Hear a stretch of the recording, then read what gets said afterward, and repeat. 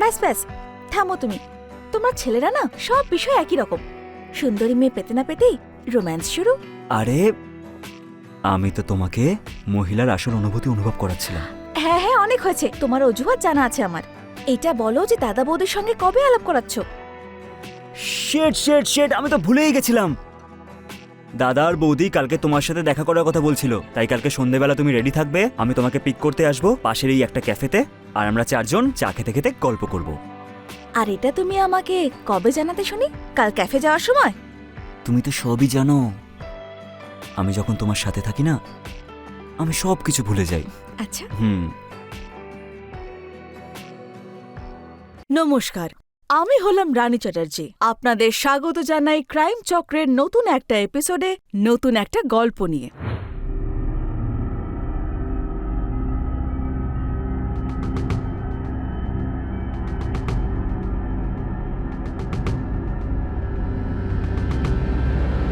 ওহো, আজকে তো দারুণ লাগছে তোমাকে। কি করছো কি? কেউ দেখতে পাবে তো?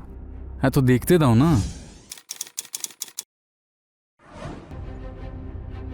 এখন নিজের বউকেও কি লুকিয়ে লুকিয়ে ভালোবাসতে হবে নাকি?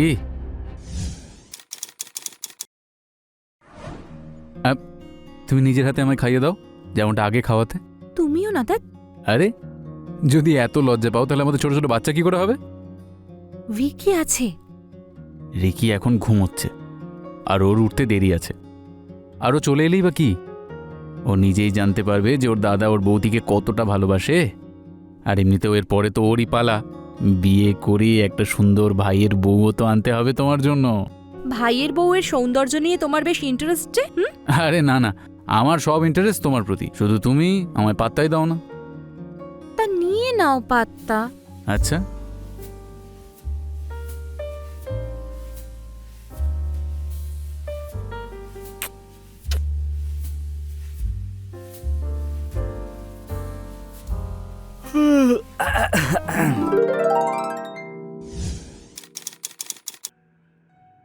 আর তুই উঠে গেছিস নাকি? আমি মনে হয় ভুল সময় এসে গেছি দাদা, ঠিক আছে আমি আরে যাচ্ছি। না না না না, এদিকে আয়, চল ব্রেকফাস্ট করবো, আয়। কি বানিয়েছো বৌদি? Butter bread? চা নিয়ে এসো ওর জন্য। আয় না না, আমি চা খাবো না। আরে তুমি লজ্জা পাচ্ছ কেন? আমি কি এখন বাচ্চা নাকি? আমারও একটা গার্লফ্রেন্ড আছে। রিকি, নিজের বৌদির সঙ্গে এরকম মজা কেউ করে? দাদা, এই বাড়িতে সব থেকে ছোট তো আমি। যদি আমি আর কি ঠাট্টা না করি তাহলে আর কে করবে?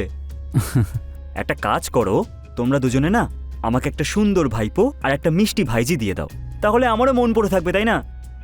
তার আগে আমি তোমার বউ আনার ব্যবস্থাটা করে নিই। তা কবে দেখা করাচ্ছ আমাদের সঙ্গে? আরে বৌদি, আমি তো কবে থেকে অপেক্ষা করে আছি, তোমরা বলো কবে দেখা করবে। দেখো,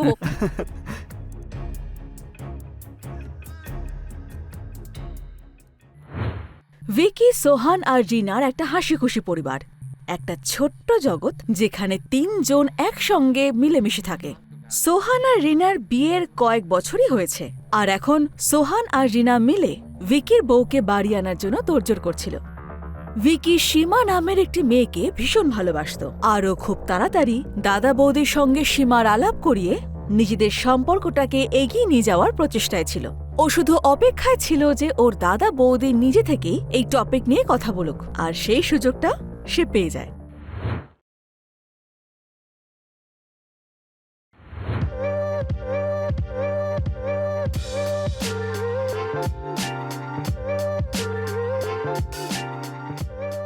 তোমাদের মেয়েদের না কিছুই বোঝা যায় না, জানো তো। যদি মেকআপটা তোলারই হয় তাহলে মেকআপ করো কেন? সুন্দর দেখার জন্য।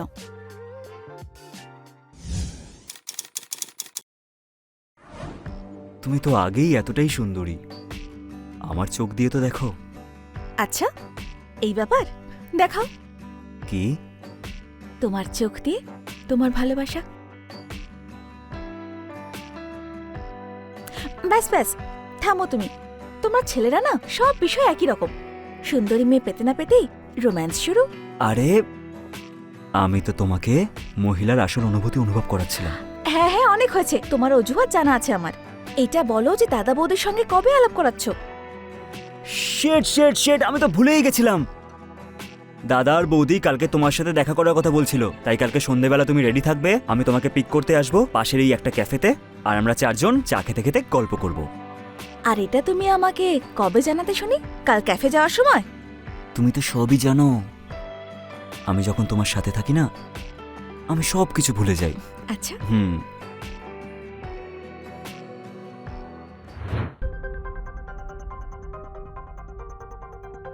কতক্ষণ সময় লাগাচ্ছে দেখো তো, একবার ফোন করে দেখো না কোথায় আছে।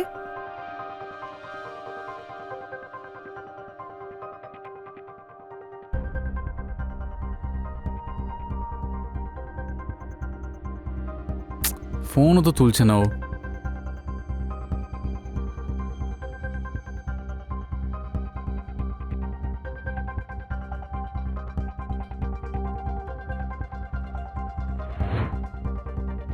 সীমা, আরে একটু তাড়াতাড়ি করো না। এই মেয়েদেরকে না সত্যিই বোঝা যায় না কত টাইম লাগায়। তারপর দাদাও বারবার ফোন করে যাচ্ছে, এবার তুললেই আমাকে বকবে। সীমা,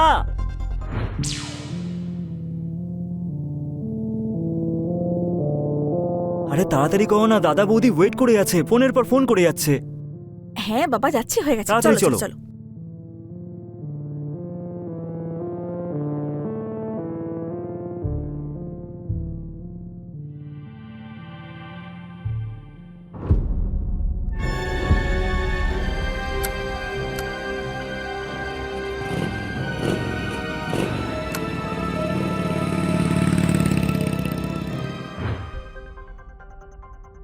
এই দেখো এসে গেছে।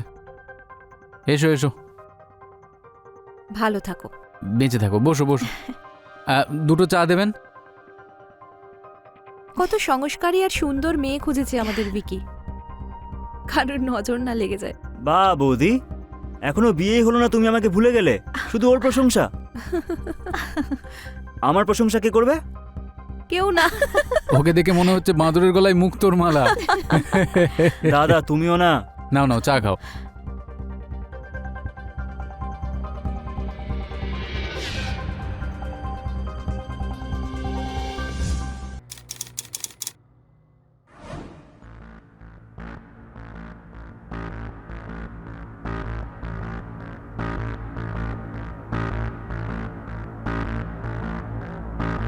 আরে এই ওয়েটার,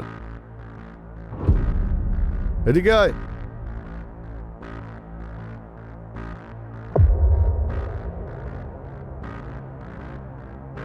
খুব কড়া এখানকার চা, হেব্বি কড়া।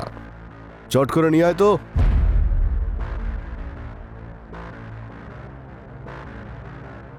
আমিও একটু খেয়ে দেখি।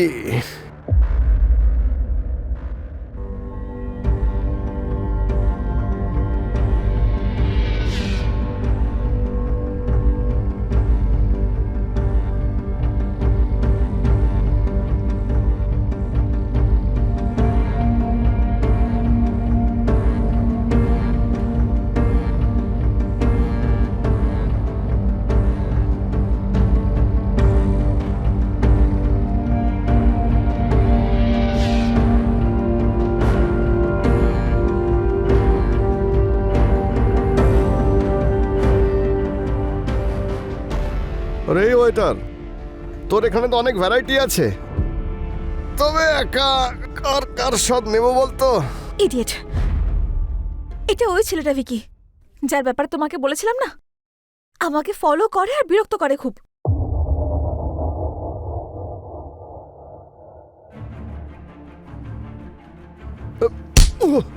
তোকে তো আরে আরে কি কি করছো কি তোমরা? তোকে ছাড়ো। দেখে নেবো আমি। মেয়েদের সামনে হিরো সাজছিস? এই যা, বেরো এখান থেকে। যাও যাও যাও। মনে রাখবি, তোকে ছাড়বো না আমি। চল যা, না হলে কিন্তু তোকে মেরে ফেলবো। ঠিক আছে, শান্ত হও, শান্ত হও। এসো বসো। শান্ত হও, আয়, আয়। বসো। এদিকে।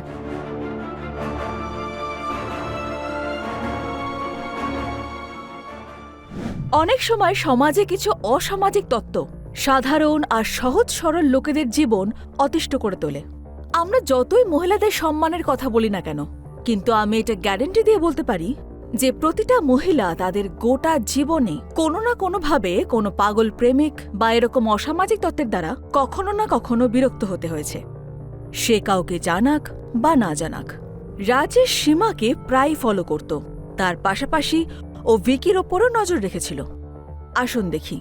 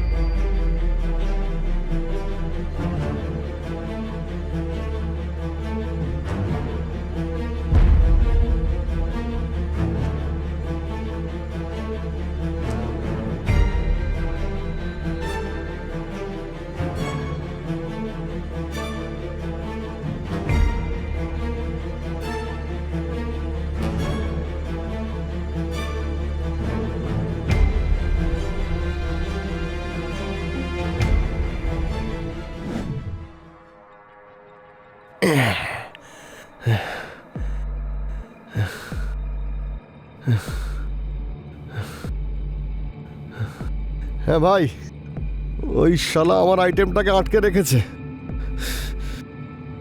আমি খুব ভালোবাসি রে ওকে ভাই, কিন্তু ও তো আমাকে এন্ট্রি নিতেই দিচ্ছে না। আরে ওই শালা শয়তান আমাকে সবার সামনে চড় মেরেছে। ভাই ওর একটা ব্যবস্থা করতেই হবে। আমার ওই মেয়েটাকে চাই আমার বিছানায়। ভাই আর কোনো ভালোবাসা টালোবাসা নয়, ওর অহংকার আমি ভেঙে গুড়িয়ে দেব।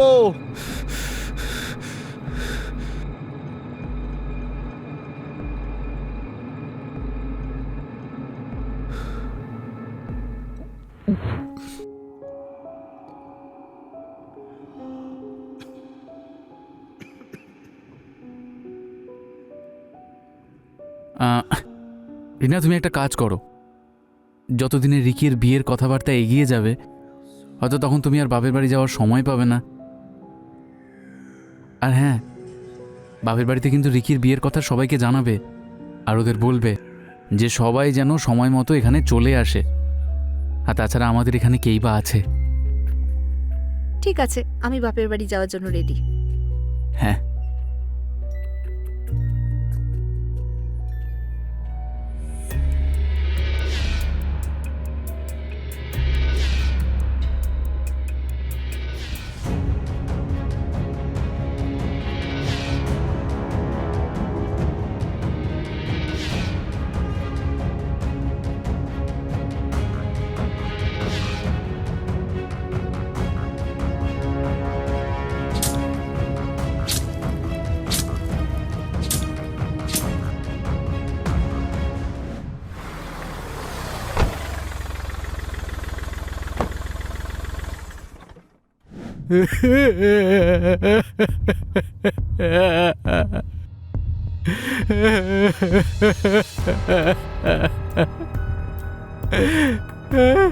দেখুন স্যার কি হয়ে গেল স্যার আমার। দেখি আপনি পিছিয়ে যান।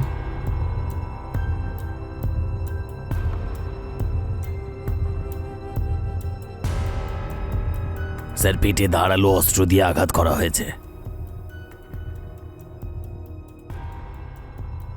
আর শরীরে কোনো স্ট্রাগলের চিহ্ন নেই। স্যার, আমার ভাইকে কে মেরে ফেললো স্যার? কে মেরেছে আপনার ভাইকে? জানি না স্যার। যখন ওনার খুন হয় তখন আপনি কোথায় ছিলেন? স্যার, আমি আমার বউকে তুলে দিতে স্টেশনে গেছিলাম। দেখুন, বডিটাকে পোস্টমর্টমে পাঠিয়ে ওর ডিটেলসটা বের করুন ফার্স্ট। স্যার, দেখুন, আপনি ভেঙে পড়বেন না। আপনার ভাইয়ের খুনিকে আমরা খুব তাড়াতাড়ি ধরব।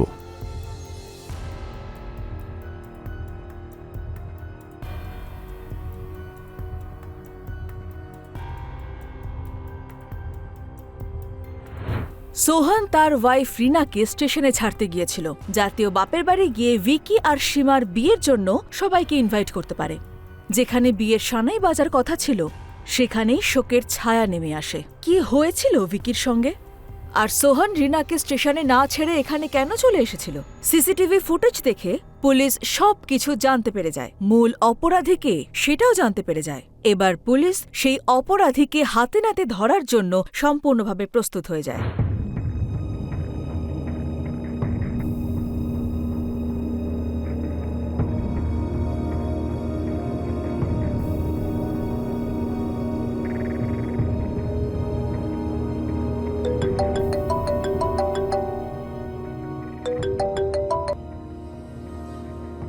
কাজ হয়ে গেছে?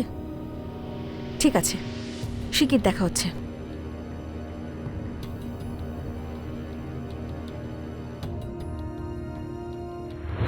স্যারকে ফ্যাক্স করে দাও ফার্স্ট।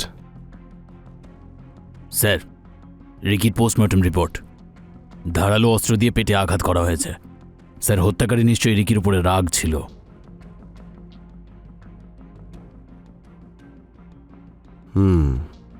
একটা কাজ করুন, ভিকির কল ডিটেলস বের করুন, চেক করে দেখুন আশেপাশে কোনো সিসিটিভি ক্যামেরা ছিল কিনা, তার ফুটেজ বের করুন ফার্স্ট। স্যার,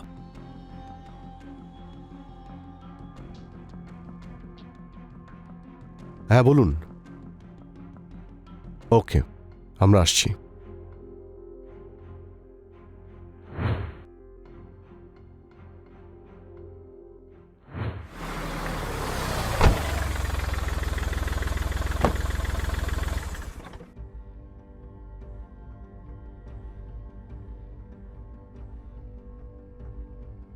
হ্যাঁ বলুন, আপনি আমাদের কেন ডেকেছেন? স্যার আসলে হয়েছে কি, এনার পরিচয়? স্যার ওর নাম সীমা, রিকির বাগদত্তা। আপনাদের পরিবারে এই কজনই আছেন? না স্যার, স্যার আমার স্ত্রী রিনাও আছে, কিন্তু স্যার ও রিকির বিয়ের প্রস্তুতি নেওয়ার জন্য নিজের বাপের বাড়িতে গেছে, আর তখনই স্যার এই দুর্ঘটনা ঘটলো। স্যার কিছুদিনের মধ্যেও চলে আসবে এখানে। সোহমবাবু, আপনি আমাদের এটা বলুন যে আপনার ভাইয়ের সঙ্গে কোনো শত্রুতা বা ঝামেলা ছিল কারো? হ্যাঁ স্যার। সীমা, স্যারকে বলো।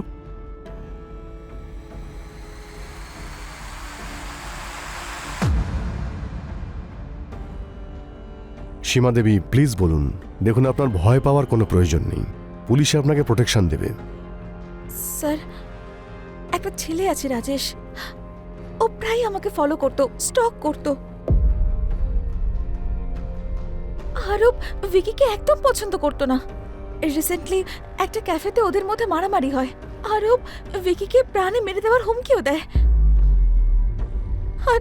আর তারপরে এসব হয়ে যায়। এ রাজেশকে খুঁজে বের করো, তুলে আনো ওকে। স্যার,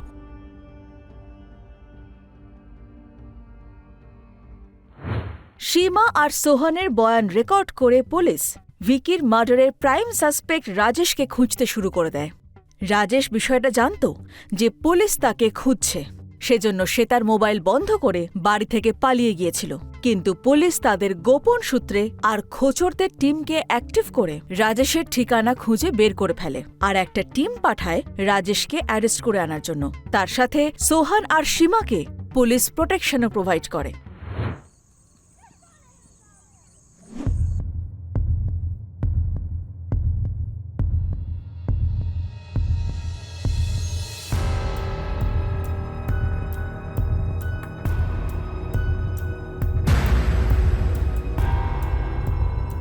আরে তুমি ভয় পেও না, এই কম্বলটা তোমাকে ঢাকা দেওয়ার জন্যই আনলাম আমি। এই বাড়িতে তুমি সুরক্ষিত, আর বাইরে পুলিশ কনস্টেবলের প্রোটেকশনও আছে, আর কালকে রিনাও চলে আসবে, ফলে এই বাড়িতে তুমি সম্পূর্ণ সেফ। ভালো করে ঘুমাও, হ্যাঁ?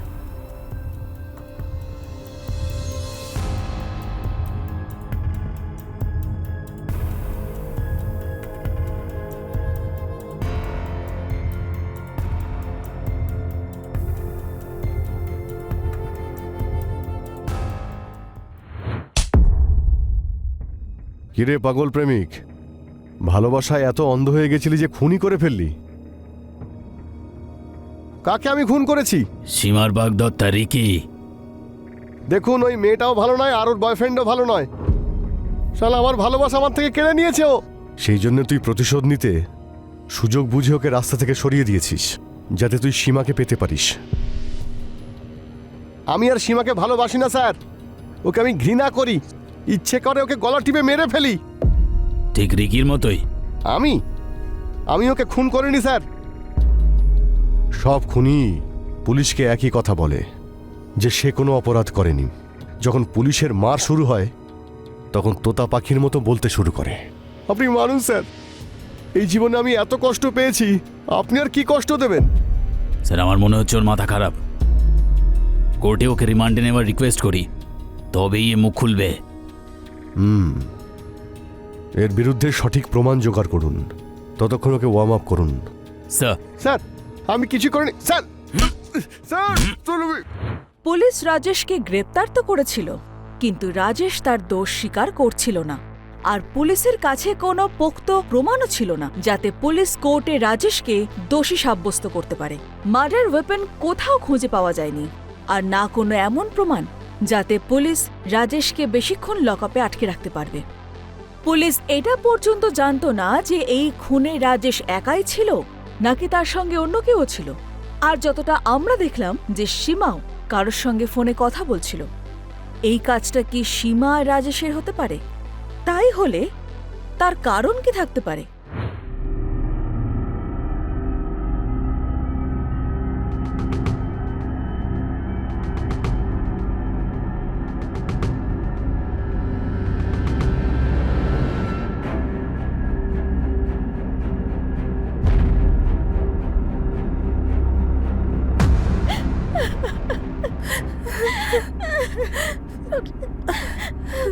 এসব কি হয়ে গেল?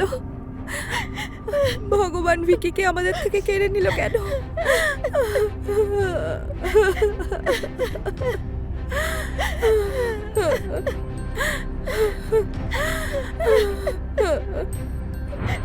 স্যার এটা একবার আপনি দেখুন।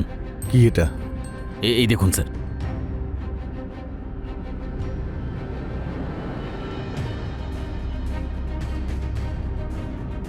আমাদের এখনই কোনো অ্যাকশন নিতে হবে। বাকি লোকেশন ডিটেলসে বের করুন। আর এই সোহম, ওর বাড়ির সিকিউরিটি টাইট করুন, কেউ যেন বাড়ি থেকে বেরোতে না পারে। স্যার পুলিশ যখন জোর কদমে তল্লাশি করা শুরু করলো তখন মার্ডার এরিয়ার আশপাশ থেকে পুলিশ একটা সিসিটিভি ফুটেজ হাতে পায়। আর সেই সিসিটিভি ফুটেজ পুলিশকে এই কেসটা অন্য অ্যাঙ্গেল থেকে দেখতে বাধ্য করে।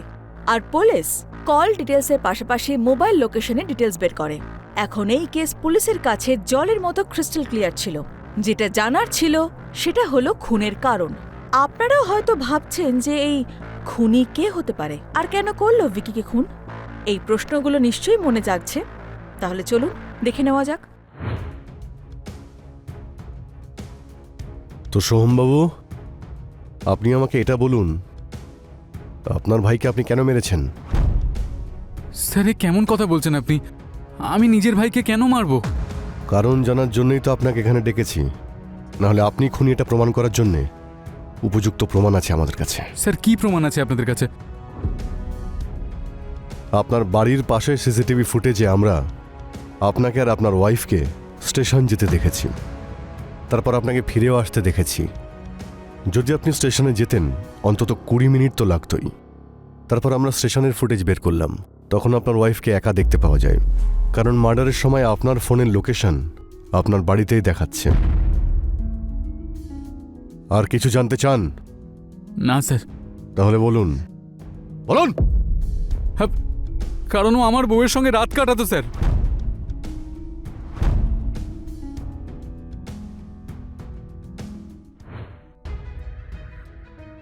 বৌদি, তোমার সাথে থাকলে যে আনন্দ হয় না, সেটা সীমার সাথে থাকলেও হয় না। আমাকেও তোমার দাদা সেই খুশিটা দিতে পারে না যেটা তুমি দাও। সত্যি?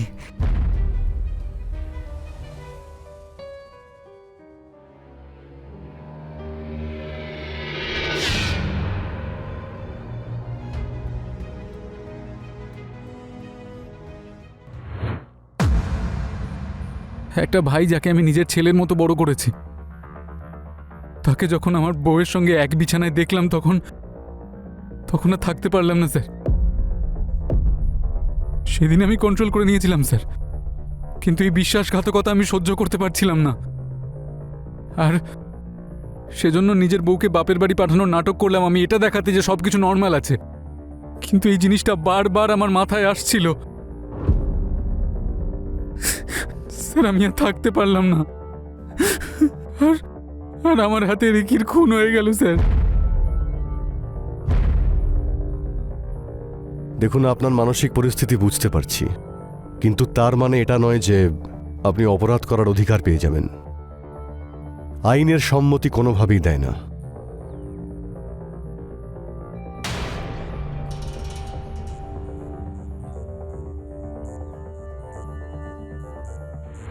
সোহান যখন নিজের ভাইকে নিজের স্ত্রীর সঙ্গে একই বিছানায় দেখে তখনও নিজেকে কন্ট্রোল করতে পারে না। যে ভাইকে এত ভালোবেসে বড় করেছিল তাকে নির্মমভাবে হত্যা করে। রিনা আর ভিকির যৌবনের লালসা একটা হাসি খুশি পরিবারকে ধ্বংস করে দেয়, কিন্তু অন্যদিকে সোহানও নিজেকে সামলে রিনার থেকে আলাদা হয়ে বিষয়টা এগিয়ে যাওয়ার হাত থেকে আটকাতে পারত। কিন্তু কথায় বলে না, বিনাশকালে বিপরীত বুদ্ধি। আমি রানী চ্যাটার্জি আপনাদের জানাচ্ছি বিদায়। আবার দেখা হবে ক্রাইম চক্রের নতুন একটা এপিসোডে নতুন গল্প সঙ্গে নিয়ে। ততক্ষণ সতর্ক থাকুন, সুরক্ষিত থাকুন আর ক্রাইম চক্র দেখতে থাকুন। জয় হিন্দ।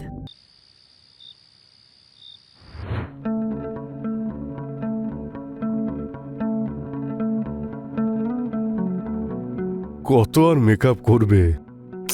মেকআপ করছি না, মেকআপ তুলছি। আরে তো চলে এসো না, আমি তুলে দিচ্ছি।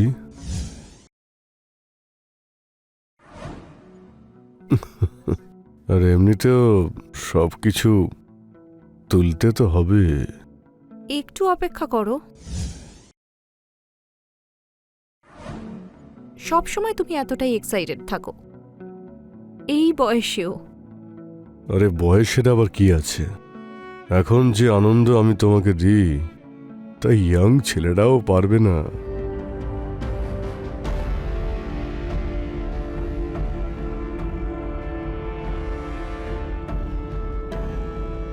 কথাটা তো তোমার ঠিকই, তোমার মধ্যে আছে সেই ব্যাপারটা, আসল পুরুষের মতো। তাহলে এসো না, কেন অপেক্ষা করাচ্ছ?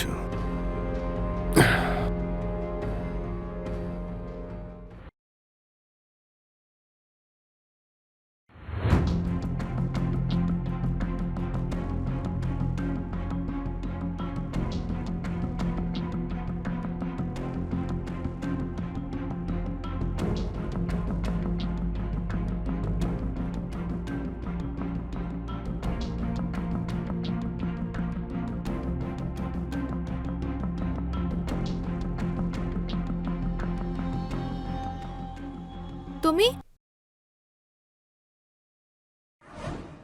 ভয় পেলে নাকি তুমি? এভাবে কেউ চোরের মতো বাড়িতে ঢোকে নাকি?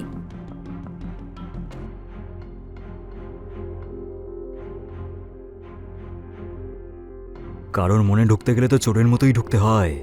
এখন এই মনে তোমার জন্য আর কোনো জায়গা নেই। আরে এরকম করো না, আমার মনটা ভেঙে যাবে। আর যখন আমার মন ভেঙেছিল, আমাকে বিয়ে করে আমাকে একা ফেলে চলে গিয়েছিলে, তখন? ভুল করলে ক্ষমা তো করতে হয় নাকি? তুমি যতই চেষ্টা করো না কেন, আমি তোমাকে ক্ষমা করব না। আমি কতদিন ধরে তোমাকে মানানোর চেষ্টা করছি, আজ আমি তোমাকে মানিয়েই ছাড়বো। চলো। ছাড়ো আমাকে, নিখিল, লাগছে আমার। আরে ভালোবাসলে একটু কষ্ট তো সহ্যই করতে হবে, তাই না?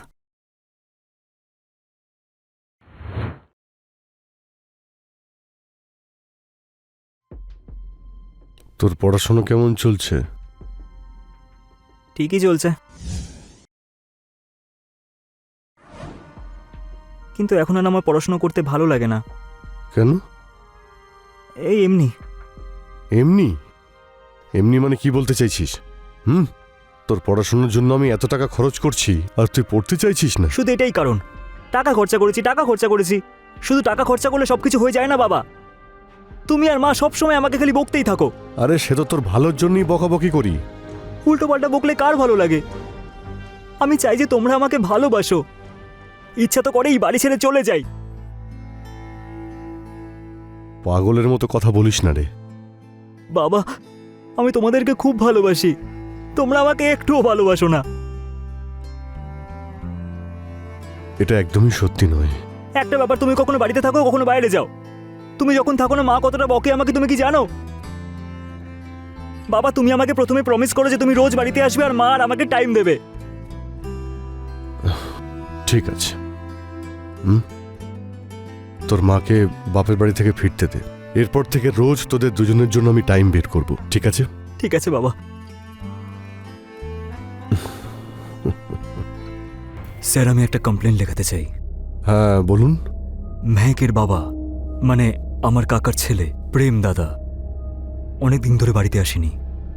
আপনি ওনার ফোন ট্রাই করেছেন? স্যার আমি অনেকবার ট্রাই করেছি কিন্তু বাবার ফোনই লাগছিল না। আর আপনার মা? মা তো গ্রামে গিয়েছিল দিদা দাদুর কাছে, আর গ্রামের বাড়িতে কোনো ফোন নেই, আর মায়ের ফোনেরও নেটওয়ার্ক লাগছিল না। আমি পাশের বাড়িতেও ফোন করেছিলাম কিন্তু জানতে পারলাম যে ওরা ওখানে যায়নি। মানে উনিও মিসিং? না স্যার, মনে হয় ওরা কোনো আত্মীয় স্বজনের বাড়িতে বিয়ে আছে, ওখানেই গেছে। আপনার বাবার পুরো নাম কি? মিস্টার প্রেম শর্মা।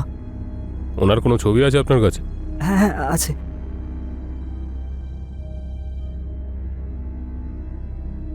এই যে। স্যার শুনুন, ওদের কমপ্লেনটা লিখে নিন। ঠিক আছে স্যার।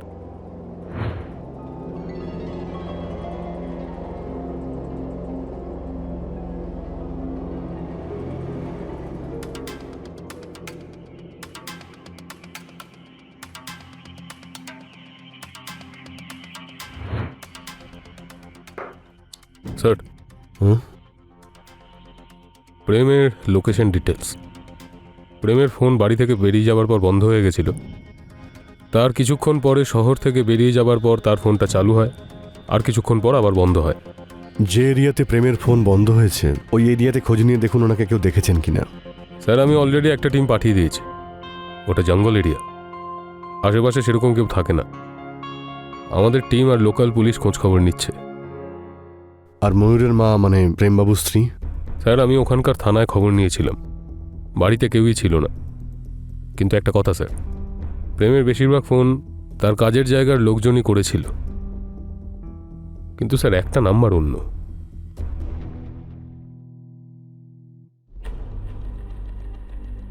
হ্যালো, কি? আমরা এক্ষুনি আসছি, চলুন বেরোবো। হসপিটাল থেকে ফোন করেছে। স্যার আমরা খোঁজ নিয়ে দেখছি। Okay sir. স্যার প্রেমকে নিষ্ঠুরভাবে মারা হয়েছে, ছুরি দিয়ে বেশ কয়েকবার কোপানো হয়েছিল।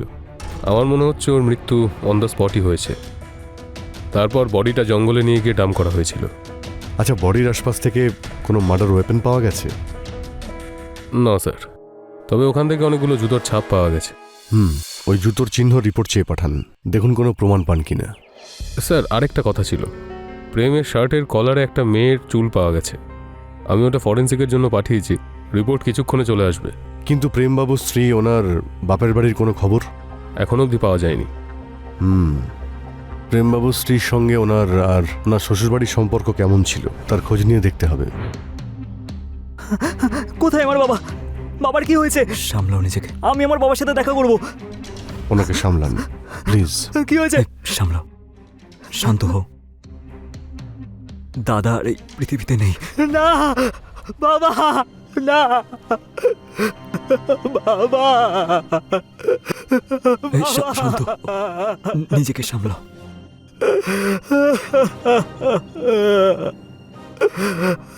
বাবা শান্ত হও তুমি। বাবা দেখুন, আপনাদের দুজনকে আমাদের সাথে পুলিশ স্টেশন যেতে হবে। আপনাদের একটু জিজ্ঞাসাবাদ করতে চাই। হ্যাঁ স্যার। চুপ করো, চুপ করো, শান্ত হও, শান্ত হয়ে যাও। তোমার বাবার সঙ্গে কারোর কোনো শত্রুতা ছিল? আমি কি করে জানবো স্যার? স্যার দাদা তো কাজে এতটাই বিজি থাকতো, নিজের পরিবারকেই সময় দিতে পারতো না। তাই স্যার শত্রু থাকতে পারে তো মনে হয় না। দেখুন, এটা একটা মার্ডার হয়েছে, তাও আবার এরকম নিষ্ঠুরভাবে মারা হয়েছে। কোনো একটা কারণ তো থাকবেই, বলুন। আর সেটার খোঁজ আমরা ঠিক নিয়ে নেব। আপনি আমাদের এটা বলুন যে প্রেমবাবুর ওনার স্ত্রী আর শ্বশুরবাড়ির সঙ্গে কেমন সম্পর্ক ছিল? স্যার, দাদা আর বৌদির মধ্যে সবসময় ঝামেলা লেগেই থাকতো, কারণ দাদা বাড়িতে সময় দিতে পারতো না, আর সেই কারণেই বৌদি সবসময় বাপের বাড়িতেই থাকতো। তারপর ওর বাপের বাড়ির লোকেরা এসে দাদাকে হুমকি দিত। এই কথাটা কি সত্যি? হ্যাঁ, বাবা মা সবসময় ঝগড়া করতো, আর যখন মামার বাড়ি থেকে কেউ আসতো ওই ঝামেলা দেখে আমি বিরক্ত হয়ে পড়তাম আর নিজের রুমে চলে যেতাম। ঠিক আছে, আপাতত আপনারা আসতে পারেন। কোনো প্রমাণ পেলে আপনাদের ইনফর্ম করব। চলো আসো। ওনার কল ডিটেলসের ব্যাপারে আপনি কিছু বলছিলেন না? হ্যাঁ স্যার, একটা নাম্বার পেয়েছিলাম, আর সেটা একটা মেয়ের নাম্বার। আর একটা কথা স্যার, জঙ্গলে গাড়ির টায়ারের ছাপও পাওয়া গেছে। একটা কাজ করুন, এই ফরেন্সিকের থেকে মার্ডার টাইমিং এর ব্যাপারে জানতে পারলেই জঙ্গলের আশেপাশে হাইওয়ে আর পেট্রোল পাম্পের সিসিটিভি ফুটেজ বের করুন। ওখান থেকে যতগুলো গাড়ি গেছিল সব কটারই খোঁজ নিন। হ্যাঁ স্যার। আর প্রেমবাবু যে মেয়েটাকে বারবার ফোন করেছিল তাকে নিয়ে আসুন। স্যার,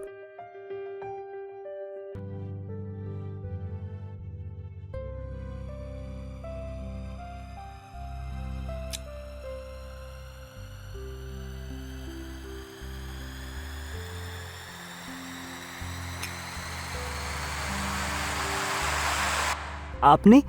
হ্যাঁ, আমি প্রেমের খবরটা পেলাম, তাই ভাবলাম যে তুমি হয়তো একা আছো, তাই তোমার সঙ্গে দেখা করতে এলাম।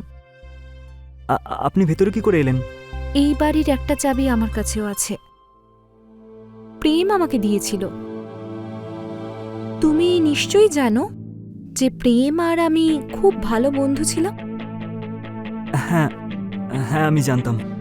আমি ভাবলাম তোমার হয়তো অবলম্বন প্রয়োজন, তাই তোমার কাছে এসেছি।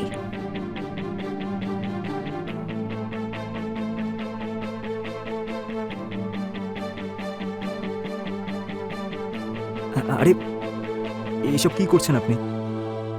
আমার এইসব ভালো লাগে না।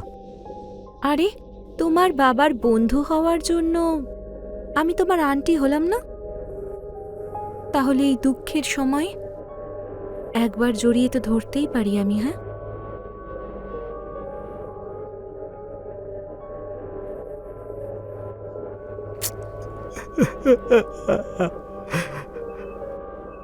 তোমার বাবা খুব ভালো মানুষ ছিলেন। না, আমার বাবা ভালো মানুষ ছিল না, কারণ বাবা যদি ভালো মানুষ হতো তাহলে মা বাবাকে বারবার ছেড়ে যেত না। ঘেন্না হতো আমার। স্যার,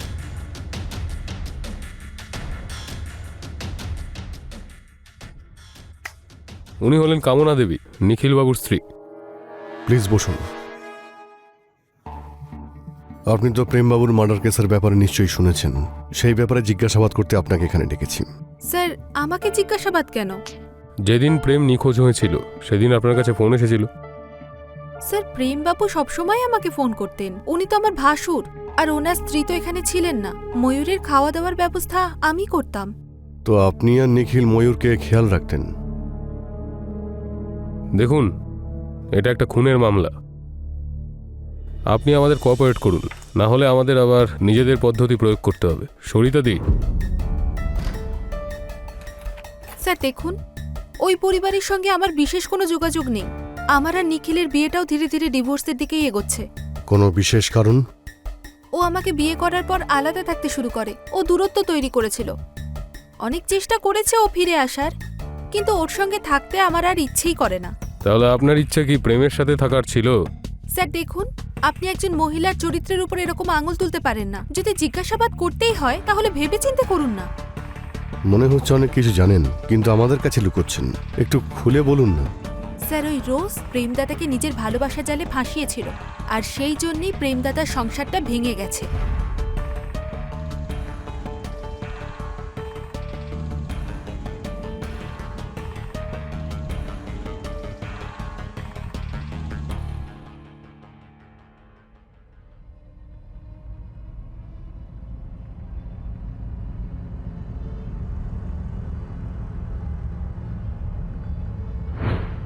কি এমন কথা ছিল যেটা কামনা জানতো আর পুলিশকে বলতে ও এতটা সময় নিল? আসলে কে ছিল এই হত্যার পিছনে? তাহলে কি রোজই প্রেমকে হত্যা করেছিল? কিন্তু রোজ আর প্রেম তো একে অপরের সঙ্গে একটা সম্পর্কে ছিল। তাহলে এই সম্পর্কের পিছনে কোনো অন্য কারণ ছিল? পুলিশ রোজকে জিজ্ঞাসাবাদ করার জন্য ডাকে, আর তার সাথেই পুলিশ জঙ্গলের এরিয়ার কাছাকাছি সিসিটিভি ফুটেজও হাতে পেয়ে যায়, যার মধ্যে থেকে পুলিশ খুনিকে এক ঝলক দেখতে পায়। আর এইটুকুই যথেষ্ট ছিল পুরো ঘটনাটাকে সামনে নিয়ে আসার জন্য।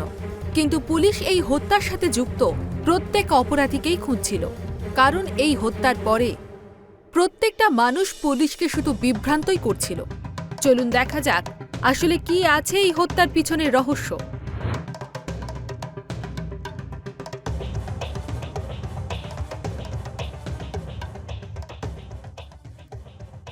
কার জন্য এত সাজুগুজু করছো?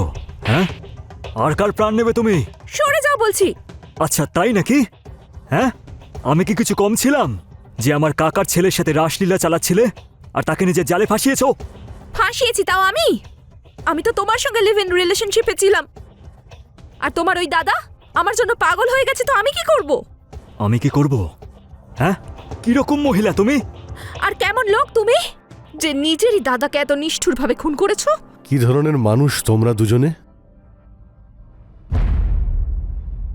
পুলিশের হাত থেকে পালিয়ে বাঁচা যায় না। ধরুন দুজনকে।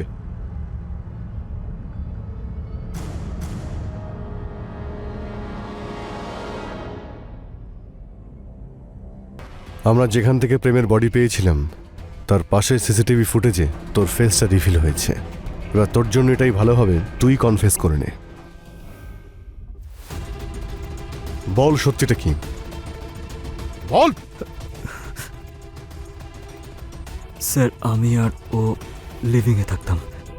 আমার কাকার ছেলে প্রেম দাদা একদিন আমি ধরে ফেলেছিলাম রোজের সাথে একই বিছানার মধ্যে।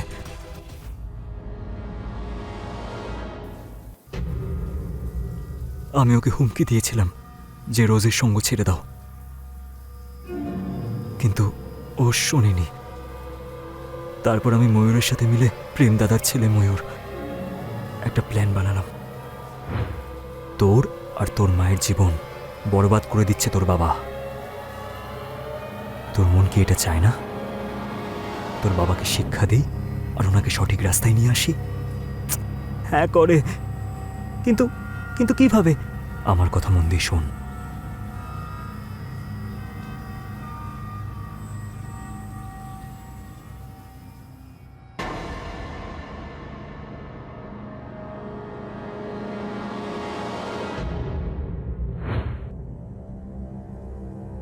স্যার, সে একদিনের কথা।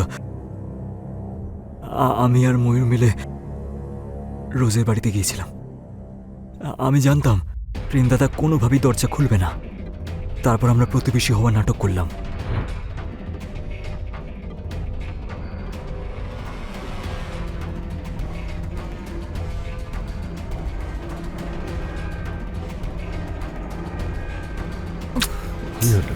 দাঁড়াও, আমি দেখি আসছি, দাঁড়ান। উফ, এখন কে লুকেছে? এই সময় আবার কে এলো? এই সময় আবার কে এলো কে জানে। কে?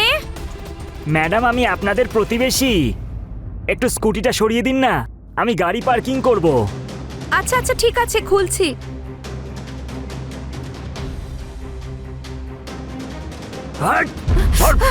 আরে দাঁড়াও, কোথায় যাচ্ছ? 1 মিনিট দাঁড়াও। আরে শোনো, আরে দাঁড়াও, কোথায় যাচ্ছ?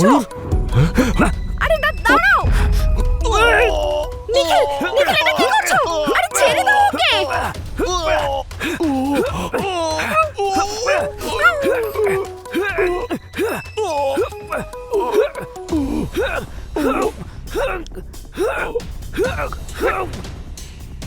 তারপর রাগের মাথায় আমি প্রেমদাদাকে খুন করে ফেললাম। আইনকে নিজের হাতে নেওয়ার অধিকার কোনো নাগরিকেরই হয় না, সে যতই ক্রোধের বশে করে থাক। এবার তুমি আর ময়ূর জেলের মধ্যে পচে মরবে, আর তুমিও এই অপরাধকে লুকোনোর জন্য।